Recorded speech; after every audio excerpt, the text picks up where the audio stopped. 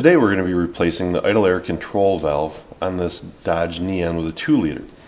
Now we've got our new valve. It came with a gasket and it also came with 2 screws which will hold it into the throttle body here.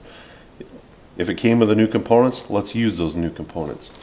So first thing we need to do is disconnect the electrical connector.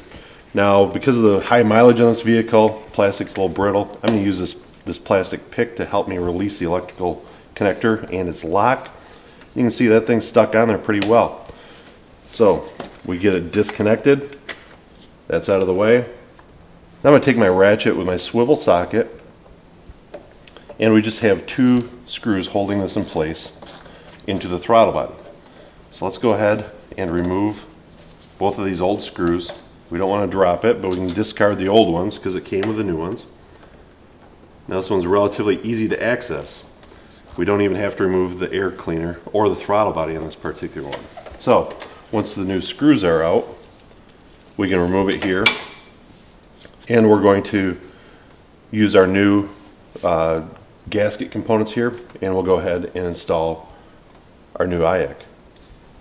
Now using our new screws, I'm going to reverse the removal process and reinstall our new IAC valve.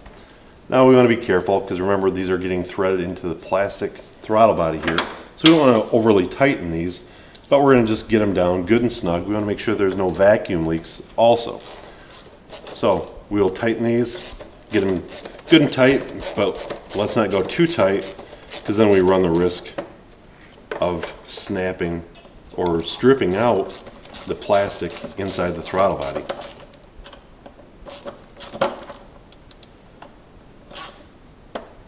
So once that's done, we're going to make our electrical connection,